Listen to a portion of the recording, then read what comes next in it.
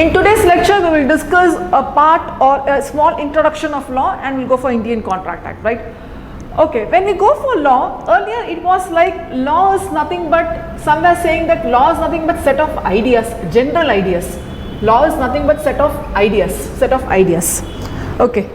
அதுக்கு பிறகு இது என்னவா மாறிச்சுனா law has been now changed as with respect to not ideas but with respect to rules. Yes, we'll see why it is not set of ideas and why it is set of rules. Idea னு எடுத்துக்கோங்க. If I use the word or if I use the term idea, what do you mean by idea is you are planning something, you give some idea, you give some suggestions, you give some advice, என்ன வேணாலும் fit பண்ணிக்கலாம் அந்த வேர்ட்ல, ஐடியாங்கிற வேர்ட்ல. Problem இப்படி வச்சுக்கலாம். You are going to go to school today morning by 9 o'clock, right? Today morning by 9 o'clock. It is almost 8 o'clock now. Definitely இனிமே நீங்க கிளம்பி ஸ்கூலுக்கு போனீங்கன்னா 9 o'clock reach பண்ண முடியாது. You can reach only by 9:30. So what you think is, if the school starts by 9:30, it will be easy for you, right? நீங்க அப்படி நினைக்கலாம். Probably there may be one other friend of yours who may be thinking, why the always school starts by 9 o'clock? Let it start by 8 o'clock and get over by 1 o'clock itself. Full day school க்கு பதிலா lunch வீட்டுக்கு போய் சாப்பிடலாமே, இல்ல we shall have some other like playing games or whatever it is after the lunch. அந்த மாதிரி நினைச்சா அவரோட idea. இல்லைனா ஒரு சில பேர் வந்து என்ன நினைக்கலாம்னா, லைக் இன்னைக்கு ஸ்கூலுக்கு போகணுமா, லீவ் போட்டால் என்ன, கிளைமேட் சூப்பராக இருக்கேன், தூங்கலாம் என்ன, அந்த மாதிரி நினச்சா அது அவரோட ஐடியா. நீங்கள் இந்த மாதிரி 4-5 days ஸ்கூலுக்கு போகாமல் இருந்தீங்கன்னா உங்கள் ஸ்கூல்லேருந்து என்ன ரிட்டர்ன் வரும் உங்களுக்கு? Yes, you may be called by your parents, call for the parents, இது என்ன வேணாலும் நடக்கலாம். அப்போது ஐடியாஸுங்கிறது ஒவ்வொருத்தருக்கும் ஒவ்வொரு மாதிரி இருந்ததுன்னு வச்சுக்கோங்களேன். Everybody cannot follow. ஸோ ஸ்கூலுங்க 9 to 5 o'clock, 9 to 4 o'clock இருந்ததுன்னா everybody should be there in school at 9 o'clock. So in case ஒரு 5 minutes 10 minutes லேட் ஆச்சுன்னா லேட் அட்டண்டன்ஸில் போடுவாங்க. இல்லை 4 o'clock முடியுதுன்னா 4 o'clock வரைக்கும் have to stay in school. In case if you are going to half a day லீவில் போகிறீங்கன்னா have to get the permission. இந்த மாதிரி எல்லாம் ஒரு செட் ஆஃப் ரூல்ஸை டிஃபைன் பண்ணியிருக்காங்க. இந்த செட் ஆஃப் ரூல்ஸ் எதுக்கு சொல்கிறோம் ஐடியான்னு சொல்லலைன்னா, the reason is everybody it has to have some uniformity. See, ஸ்கூலில் ஒரு 1000 ஸ்டூடெண்ட்ஸ் படிக்கிறாங்க, 5000 ஸ்டூடெண்ட்ஸ் படிக்கிறாங்கன்னா இட்ஸ் டிஃப்ரெண்ட். பட் ஒவ்வொருத்தருக்குமே வந்து ஒவ்வொரு டிஃப்ரெண்ட் ஐடியாஸ் இருக்கும்போது we cannot have 5 different or 500 different types of rules. So we need to have one single rule which has to be followed for the whole school. அதனால வந்து set of ideas சொல்ல மாட்டோம், set of rules னு சொல்லுவோம். Is it okay? Just think, ஸ்கூலில் ஒரு 1000-5000 ஸ்டூடெண்ட்ஸ்க்கே வந்து இந்த மாதிரி செட் ஆஃப் ரூல்ஸ் இருக்கும்போது இந்தியாவில் எவ்வளோ பாப்புலேஷன் இருக்குது, ரைட்? இந்தியாவில் இருக்க பாப்புலேஷன் எல்லாருமே வந்து ஒவ்வொருத்தரும் ஒவ்வொரு ஐடியா கொடுக்க ஸ்டார்ட் பண்ணாங்கன்னா, எஸ் பிரைம் மினிஸ்டர் இந்த மாதிரி பண்ணலாமே, சீஃப் மினிஸ்டர் இந்த மாதிரி பண்ணலாமே, ஸோ பிரைம் மினிஸ்டர் இந்த மாதிரி பண்ணுறதுக்கு பதிலாக இப்படி பண்ணியிருந்திருக்கலாம், டிஎம்கே இப்படி பண்ணுறதுக்கு பதிலாக இப்படி பண்ணியிருந்திருக்கலாம், காங்கிரஸ் இப்படி பண்ணுறதுக்கு பதிலாக இப்படி. ஸோ இந்த மாதிரி பேசுறதுக்கு பதிலாக நம்ம என்ன பண்ணலாம், will follow a set of rules. So அந்த set of rules is common to all, where it's யூனிஃபார்மிட்டின்னு சொல்லும். ஸோ ஐடியாஸ் பற்றி பேசுறதுக்கு பதிலாக, that is each and individual பர்சனை பற்றி பேசுறதுக்கு பதிலாக will going to talk about the set of rules. So லாங்கிறது ஒன்றும் இல்லை, set of rules. Is it okay? So what is law is nothing but a set of rules. And why we need to know law? Why we need to know law? எதுக்காக எனக்கு law தெரிஞ்சா இருக்கணும்னு பார்த்தீங்கன்னா, we have a phrase, a very famous phrase called as ignorance of law is no excuse. Yes, இந்தியாவில் இருந்துட்டு நீங்கள் ஏதாவது ஒரு law தெரியாதுன்னு சொல்லக்கூடாது. Is it okay? ஏதாவது ஒரு law தெரியாதுன்னு சொல்லக்கூடாது. மேம் எனக்கு நிஜமாலே தெரியாது ma'am, தெரியாதனாலும் ignorance of law is no excuse. உங்களுக்கு தெரியாதுன்னு சொல்லிட்டு நீங்கள் எஸ்கேப் ஆகக்கூடாது.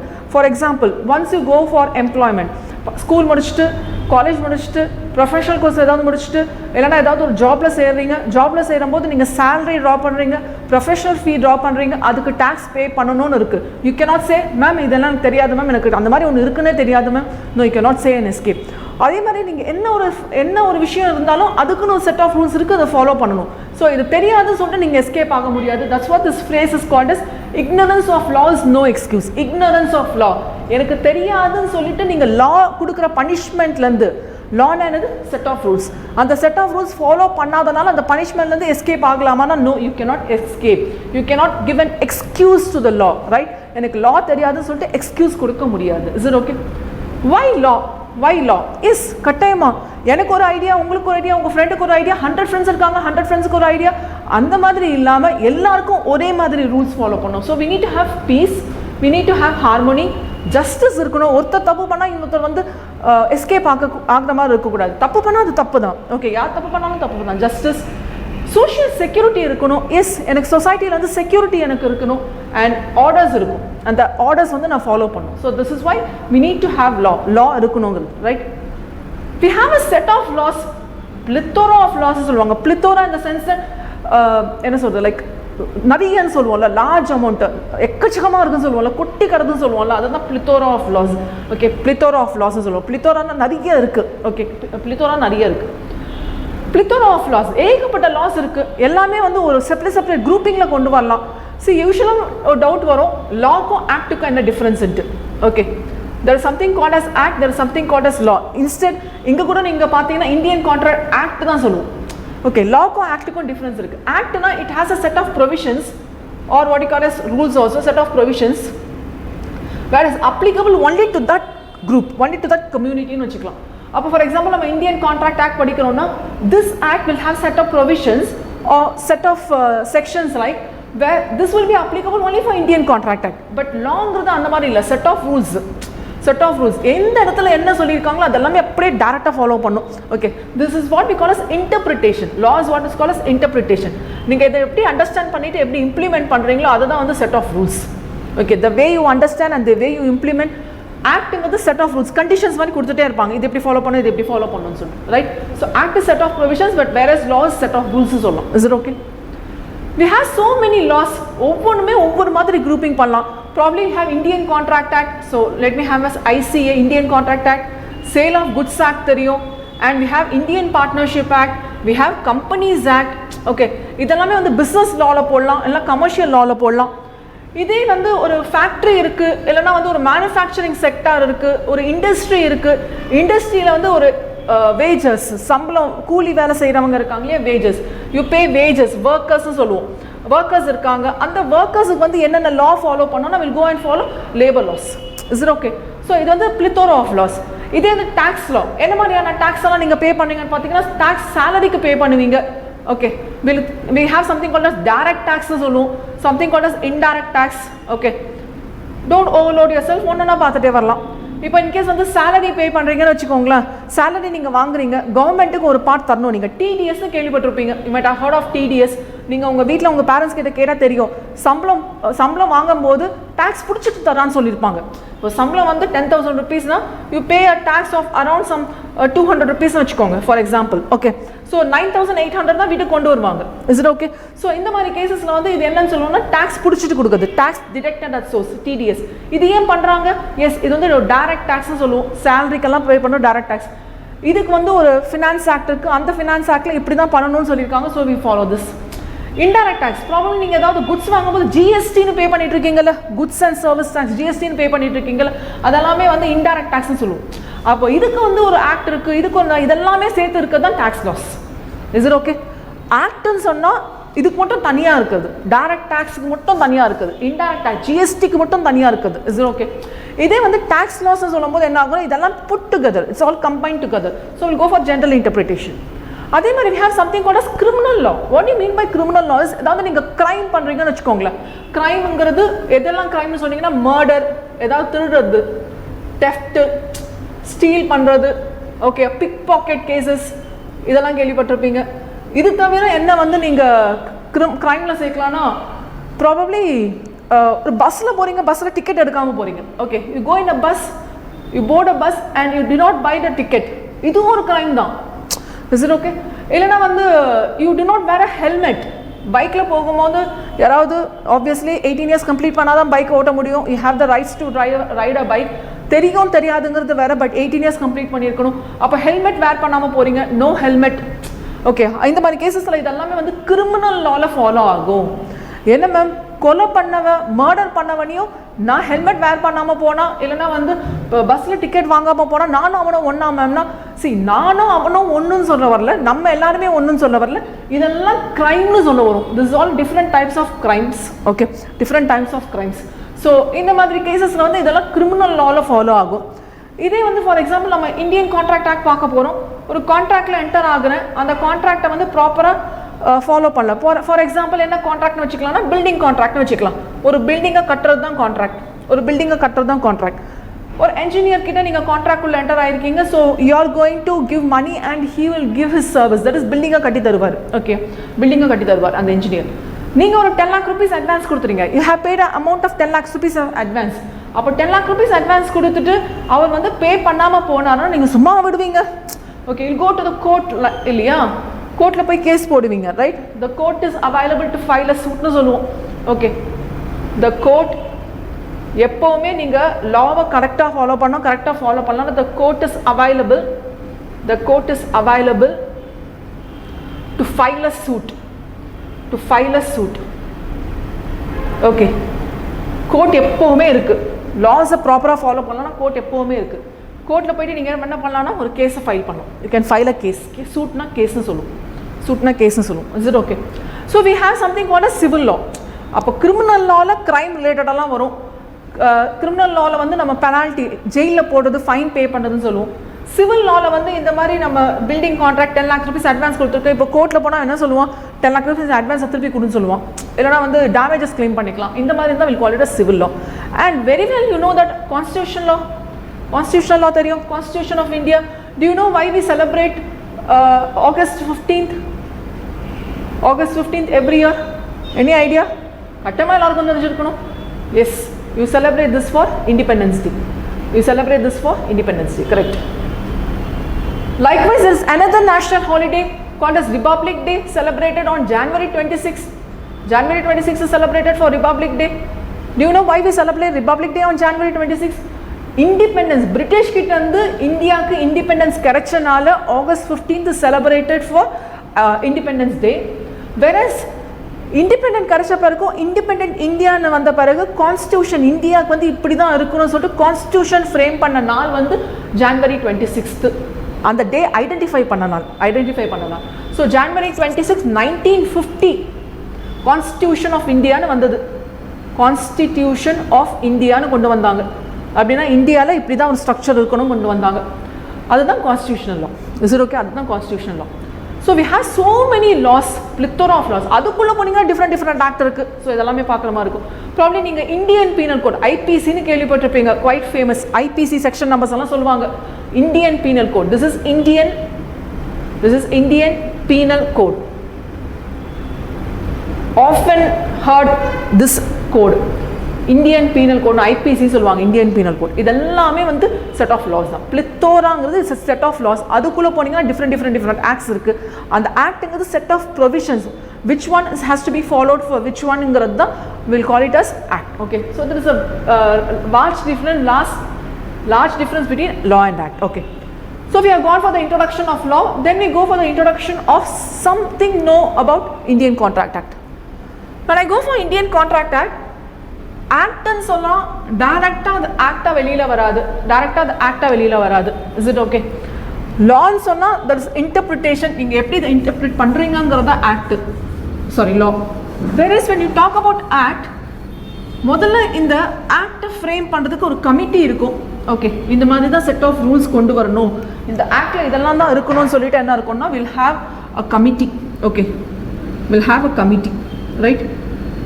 அந்த கமிட்டி வந்து என்ன பண்ணுவாங்கன்னா they will give a draft bill தருவாங்க.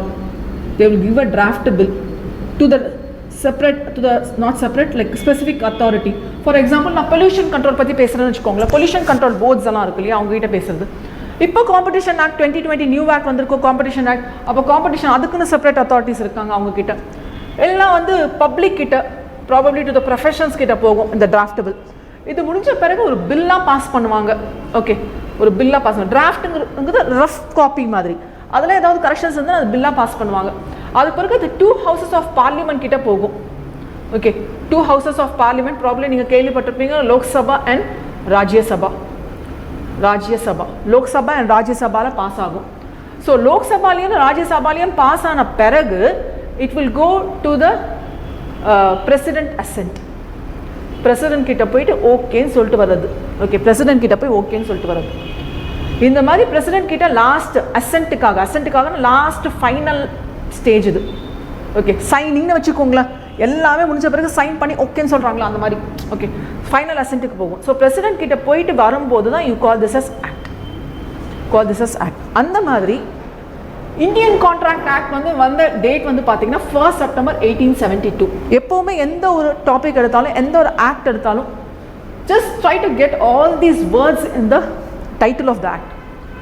1872 அப்படின்னா என்ன அர்த்தம்? 1872லேருந்து அப்ளிகபிள்னு அர்த்தம். It's applicable from 1872. From which date? From 1st September.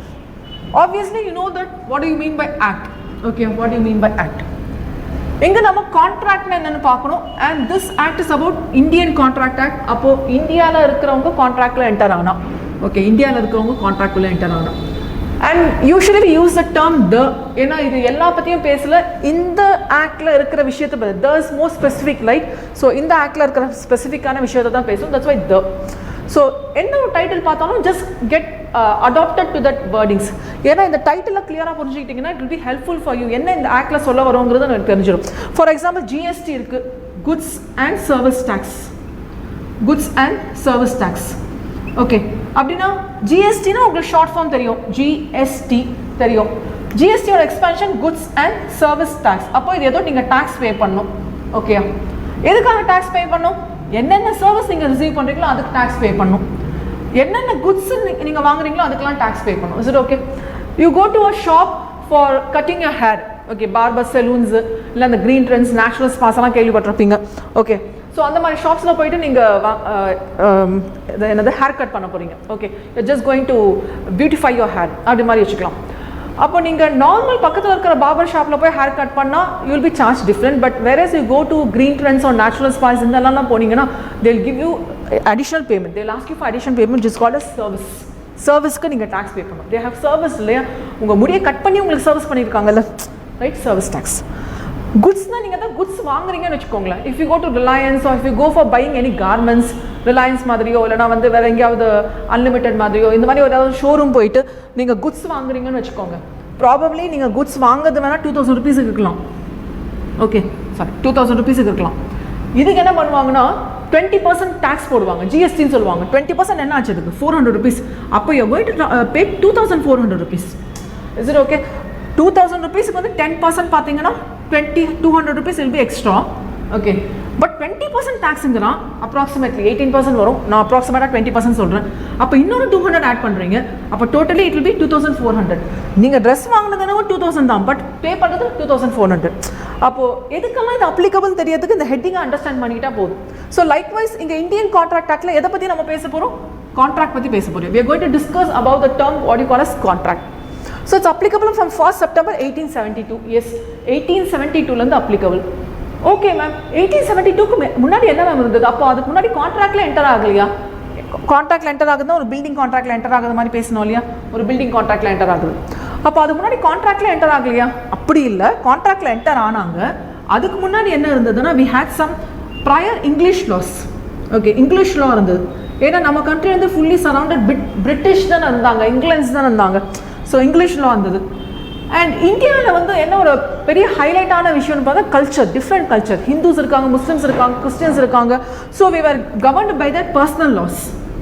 we are governed by their personal laws. Okay, so English law, personal லா இந்த மாதிரி கண்ணா பெண்ணான்னு ஃபாலோ பண்ணிட்டு இருந்தாங்க. Again we need to have some justice இல்லை? அப்போது ரெண்டு ஹிந்துஸ் கான்ட்ராக்டில் என்டர் ஆகுறாங்க, they will follow Hindu law. Okay, they will follow Hindu law. இதே வந்து ஒரு ஹிந்து ஒரு கிறிஸ்டியன் என்டர் ஆகுறாங்க. Okay, not talking about religion, but still we have different laws இல்லையா? ஒரு ஹிந்துவும் ஒரு கிறிஸ்டியன் என்டர் ஆகுறாங்க, ஒரு முஸ்லீமும் ஒரு புத்திஸ்டும் என்டர் ஆகுறாங்க. அப்போ அவங்க டிஃப்ரெண்ட் லாஸ் இருந்தால் ஜூஸ்ன்னு சொல்லுவோம். ஸோ டிஃப்ரெண்ட் லாஸ் இருந்தால் என்ன ஆகும்னா எந்த லா யார் ஃபாலோ பண்ணுறது தெரியாமல் ஜஸ்டிஸ் கிடைக்காம போகும். will not get justice. அதனால் வந்து என்ன பண்ணுறாங்கன்னா instead of having so many laws we'll have one single law for all the contracts ன்னு சொல்லிட்டு தான் கொண்டு வந்தாங்க. that's about Indian Contract Act. Okay, and இந்த லா வந்து எதுக்காக பார்த்தீங்கன்னா, இப்போ நீங்கள் ஒரு பிஸ்னஸ் கான்ட்ராக்டில் என்டர் ஆகுறீங்க, நீங்கள் ஷாப்பில் போயிட்டு ஒரு கான்ட்ராக்டில் என்டர் ஆகுறீங்க, ஒரு பில்டிங் கட்டுறதுக்காக கான்ட்ராக்டில் என்டர் ஆகுறீங்க, ஒரு சர்வீஸ் ரிசீவ் பண்ணுறதுக்காக கான்ட்ராக்ட் இல்லைங்க, நீங்கள் ஸ்கூலில் போய் படிக்கிறீங்க, இது எல்லாமே என்னென்னா கான்ட்ராக்ட்ஸ் தான். ஸோ எல்லாருக்குமே இது அப்ளிகபிள். ஸோ எல்லா சொசைட்டிக்கும் applicable. Okay, it's applicable to whole society. Business ஆக்டிவிட்டியில் இருக்கவங்களுக்கு எல்லாருக்குமே அப்ளிகபிள். ஸோ இது ஜென்ரலாக என்ன டைப் ஆஃப் லான்னு சொல்லலாம்னா இது கமர்ஷியல் லான்னு சொல்லலாம். we shall call this as commercial law. Okay, இன்னைக்கு சமைக்கிறதுக்கு உங்களுக்கு அரிசி வேணும்னு சொல்லிட்டு கடையில் போய் அரிசி வாங்கினா இட்ஸ் அ கான்ட்ராக்ட், ரைட்? உங்களுக்கு வந்து பணம் வேணும், லோன் வாங்கலாம்னு சொல்லிட்டு பேங்க்கில் போய் லோன் வாங்கினீங்கன்னா இட்ஸ் அ கான்ட்ராக்ட். உங்களுக்கு லேப்டாப் வேணும், ஒரு ஈஸி அசஸ்மெண்ட்டுக்கு ஆன்லைன் கிளாஸ் அட்டன் பண்ணணும், லேப்டாப் வேணும்னு சொல்லிட்டு if you go and buy a laptop it's a contract. ஒரு ஃபோன் வாங்குறீங்க கான்ட்ராக்ட், ஒரு சைக்கிள் வாங்குறீங்க கான்ட்ராக்ட், பஸ்ஸில் போய் ஒரு இடத்துல போய் இறங்கணும் டிக்கெட் வாங்குறீங்க contract. Everything is a contract. So it's only purely with commercial law. And நிறைய பிஸ்னஸ் ஆக்டிவிட்டீஸ் இருக்கும்போது என்ன ஆகுதுன்னா ஏகப்பட்ட ரைட்ஸ் அண்ட் ஆப்ளிகேஷன்ஸ் வச்சுப்பாங்க. ரைட்ஸ் அண்ட் ஆப்ளிகேஷன்ஸ் இந்த சென்ஸ், இப்போ நானும் நீங்களும் கான்ட்ராக்டுள்ள என்டர் ஆகுறீங்கன்னா எனக்கு ஒரு விதமான கான்ட்ராக்ட்ஸ் இருக்கும். ஃபார் எக்ஸாம்பிள் லேப்டாப் வாங்குற மாதிரி வச்சுக்கலாம். Okay, I'm going to buy a laptop. Okay, the laptop cost rupees 30,000. Okay, 30,000. But நான் வந்து அந்த லேப்டாப் ஷோரூமோட ரெகுலர் கஸ்டமர். இந்த சென்ஸ் தட் என்னோட ஆஃபீஸ் பர்பஸ்க்காக, சிங்கர் அகாடமிஸ் பர்பஸ்க்காக நான் என்ன பண்ணுவேன்னா every month or like once in 2 months I will be getting laptop. ஓகேயா, ஸோ எனக்கு தேவைப்படும், நான் வாங்கிட்டே இருப்பேன். வருஷத்துக்கு ஒரு 3-4 லேப்டாப் ஷோராக வாங்கிடுவேன். அப்போ எனக்கு வந்து நல்லாவே தெரியும் அந்த ஷோரூம் கடைக்காரர். அப்போ நார்மலாக நீங்கள் போய் வாங்குறீங்கன்னா 30,000 rupees. But if I go I will be getting I in the sense of singer அகாடமிலேருந்து யாராவது போனாங்கன்னா we will get a special discount of 1,000 rupees வச்சுக்கலாம். 1,000 rupees is not a big discount, just ஒரு நேம் சேக்கு நம்பர் சேக்கு சொல்லிட்டு இருக்கேன். So 1,000 rupees வந்து ஒரு special டிஸ்கவுண்ட்டாக வருதுன்னு வச்சுக்கலாம். ஓகே, அப்போது இந்த கான்ட்ராக்டில் where you and the laptop shopkeeper enter ஆகும்போது 30,000 rupees is their right. Okay, உங்களுக்கு என்ன டியூட்டி, உங்களுக்கு என்ன liability, you have to pay 30,000 rupees, he will give the laptop. But whereas when I went for shop to buy a laptop, that is I in the sense singer academy, அப்போ எனக்கு 1,000 rupees discount கிடச்சிருக்குன்னா எனக்கு எவ்வளோ liability இருக்கு? 29,000 தான் liability இருக்கு. அப்போ நீங்க contract உள்ள என்டர் ஆனா ஒரு மாதிரி liability, நான் கான்ட்ராக்ட் உள்ள என்டர் ஆனா ஒரு மாதிரி liability, ஒரு மாதிரி ரைட்ஸ். அப்போ ஒரு கான்ட்ராக்ட் உள்ள அந்த ரெண்டு பார்ட்டிஸ் இருக்காங்கன்னா எத்தனை பேர் கான்ட்ராக்ட் உள்ள இருக்காங்கன்னா அத்தனை பேருக்கும் அந்த விதமான ரைட்ஸ் அண்ட் liabilities இருக்கலாம். So each and every case may have a different set of rights and obligations, different set of rights and liabilities. Is it okay? But general principles follow பண்ணுவோம். general principles follow பண்ணுவோம். அப்போ எனக்கு trade பண்ணும்போது கஷ்டம் ஆகிடக்கூடாதுல்ல. அப்போ ஒவ்வொருத்தரும் ஒவ்வொரு மாதிரி செட் ஆஃப் ரைட்ஸ் வைக்கும்போது liabilities இருக்கும். ட்ரேட் பண்ணும்போது கஷ்டம் ஆகிடக்கூடாதுங்கிறதுக்காக ஒரு ஈஸி மெத்தட் வேணும். Ease to carry trade. Ease to carry trade there should be no difficulty. Okay, no difficulty. ஈஸ்னா no difficulty. Okay, I should not find any difficulty in carrying my business. அதுக்காக வந்தது தான் Indian contract. ரொம்ப பியூட்டிஃபுல்லான act. Okay, Indian contract, if you R thorough with Indian contract, any act you can easily follow. Any act with respect to commercial cases. நிறைய acts இருக்குது, plethora of laws இருக்குது. அதில் எனக்கு commercial or business related laws, mercantile லான்னு சொல்லுவோம். Indian contract ஆக்டில் தரவாக இருந்தீங்கன்னா any act will be easy for you, right? So it's a commercial law. So the nature of law is commercial in nature. You will not find there is the difficulty is reduced here in doing trade or business activities is for the whole society. Civilized society நாலே நமக்கு set of laws இருக்குன்னு அர்த்தம். Uncivilized society-க்கு laws தேவையில்லை. Okay, civilized society-க்கு laws வேணும். And we'll be having set of rights and obligations for case to case. Okay, for case to case. அதெல்லாமே இந்த act மதிக்குது. Okay, அதுதான் இதில் பியூட்டியே. நீங்கள் எப்படி வேணால் ரைட்ஸ் அண்ட் ஆப்ளிகேஷன் வச்சுக்கோங்க, ஆனால் will follow the general principles. In case அதில் தப்பு பண்ணா ஞாபகம் வச்சுக்கோங்க, why we have the laws, justice இருக்கணும், பீஸ், ஹார்மோனி, ஜஸ்டிஸ் இருக்கணும், சோஷியல் செக்யூரிட்டி இருக்கணும். ஓகே, அது மாதிரி ஏதாவது கேஸ் இருந்ததுன்னா ரெமிடிஸ் நாங்கள் ப்ரொவைட் பண்ணுறோம். யாராவது அஃபெக்டட் பார்ட்டி இருந்தாங்கன்னா, if there are some affected party, we will provide remedies for them. We will provide remedies for them. Is it okay? Fine. So come back here. 1872 landa applicable. From which date it is applicable? From 1st September it is applicable. Engala applicable na, see this contract is about Indian contracts. So it's applicable to the whole of India. Okay. ஒரு சில materials வந்து whole of India except Jammu and Kashmir இருக்கும். இப்போ 2019 October 31க்கு பிறகு, that is நீங்கள் கேள்விப்பட்டிருப்பீங்க Jammu and Kashmir இந்தியாவோட சேர்ந்துச்சுன்னு கேள்விப்பட்டிருப்பீங்க இல்லையா? அது ஆக்சுவலாக இந்தியாவோட சேரல, இந்தியாவில் தான் இருந்தது. இந்த கான்ஸ்டியூஷன் ஆஃப் இந்தியா வந்த பிறகு, கான்ஸ்டியூஷனல் லா இருக்குல்ல, கான்ஸ்டியூஷன் ஆஃப் இந்தியா வந்தப்போ ஃப்ரீடம் தரும்போது ஒவ்வொருத்தரும் வந்து ஸ்பெஷல் ஸ்டேட்டஸ் கேட்குறாங்க. அப்போ ஜம்மு அண்ட் காஷ்மீர் வந்து தனியாக ஸ்பெஷல் ஸ்டேட்டஸ் கேட்கும்போது இந்தியாவோடே வச்சுக்கிறோம், பட் அவங்களுக்கு வந்து நாங்கள் ஸ்பெஷல் ஸ்டேட்டஸ் தரோம்னு சொல்லிட்டு ஒவ்வொரு ஆக்ட் டிஃபைன் பண்ணும்போதும், தட் இஸ் ஹோல் ஆஃப் இந்தியாவா எக்ஸப்ட் ஜம்மு அண்ட் காஷ்மீராக பார்க்கும்போது ஒவ்வொரு ஆக்ட்டுக்கும் வந்து ஒவ்வொரு மாதிரி ஸ்பெஷல் ஸ்டேட்டஸ் கொடுத்தாங்க ஜம்மு அண்ட் காஷ்மீருக்கு. இப்போ அது கம்ப்ளீட்டாக ரிமூவ் பண்ணிட்டாங்க. ஸோ 2009 31st அக்டோபர்லேருந்து எல்லா ஆக்டும், not only for Indian contract, every act is applicable for whole of India. Is it okay? And generally acting in the set of provisions, there will be a section number, section 1, section 2, section 3 and the மாதிரி இருக்கும். So Indian Contract Act la, if you see, there are sections from 1 to 266. 1 to 266. எத்தனை sections இருக்குன்னா 266 sections are there. Okay, let me have a small detail of the sections divided into 4 divisions.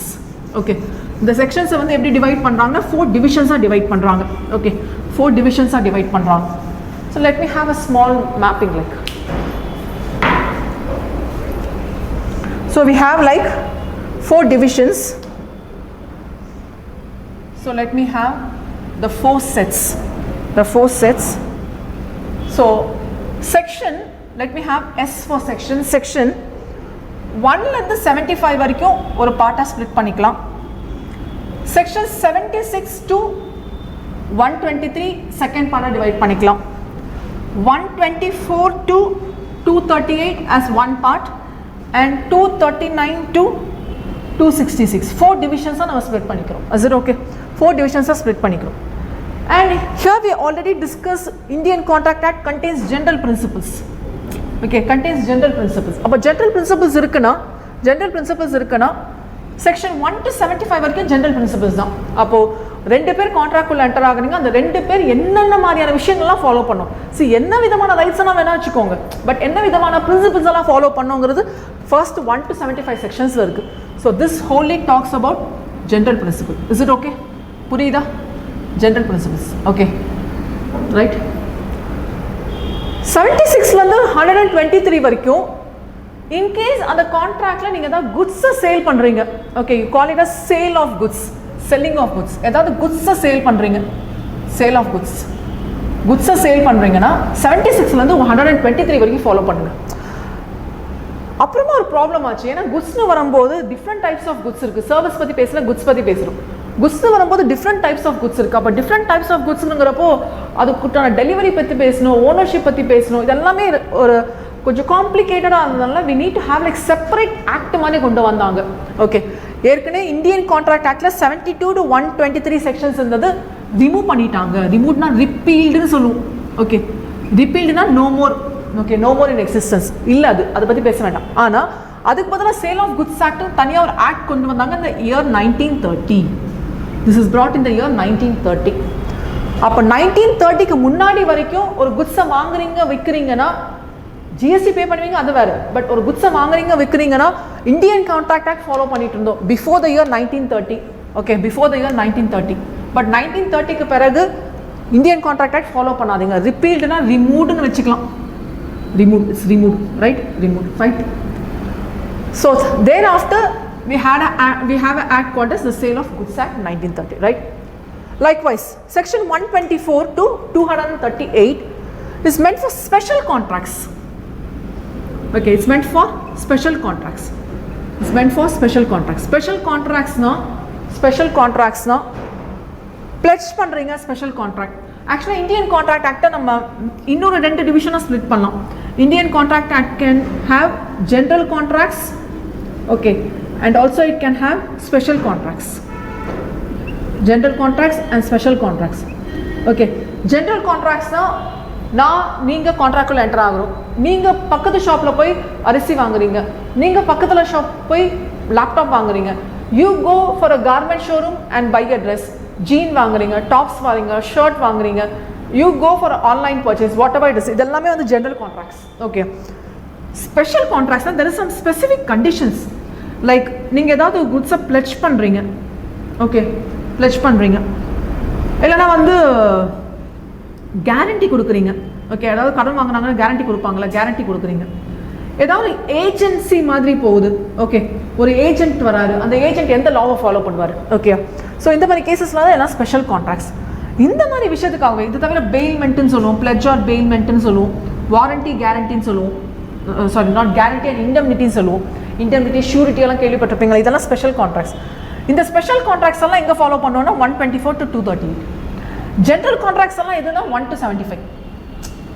சரி, okay, 75க்கும் இந்த 124க்கும் நடுவில் இருக்குது repealed, meant for goods, selling of goods, right?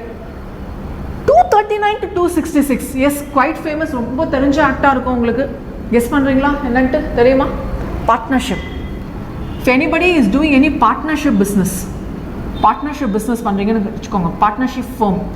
ஒரு business, different business organisations இருக்குது. Definitely you might be knowing different forms of business organisations இருக்குது. Partnership firm இருக்குது, HUF இருக்குது, கம்பெனி இருக்குது, எல்எல்பி இருக்குது. Is it okay?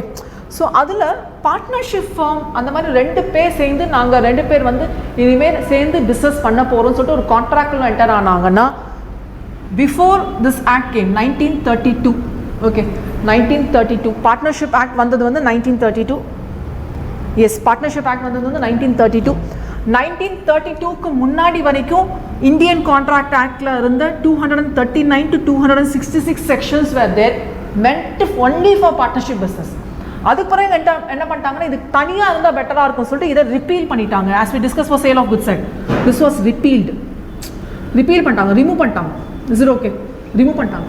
அதுக்கு பிறகு we have a separate act called as the Indian Partnership Act. The Indian Partnership Act 1932. So before 1932, Indian Contract Act was applicable from section number 239 to 66. But after that is after the year 1932, Indian Contract Act பதிலா Indian Partnership Act follow பண்ண start பண்ணோம். So இப்போதைக்கு Indian Contract Actல நமக்கு இருக்குது 1 to 75 section for general principles and 124 to 238 sections for another special contracts. So இப்போ நீங்கள் check பண்ணிங்கன்னா இங்கே 75 sections for general principles. இங்கே பார்த்தீங்கன்னா somewhat like ஒரு 100 plus sections வரும். ஸ்பெஷல் கான்ட்ராக்ட்ஸ்க்கே அவ்வளோ இருக்குது. Is it okay? And sale of goods ஆக்ட்டுக்கு தனியாக ஆக்ட் இருக்குது. So will not go with Indian contract act. Partnership ஆக்ட்டுக்கு தனியாக இருக்குது. So will not go with Indian contract. Only these are in use now, right? The subsequent video will go for elements of contract for the validity, right?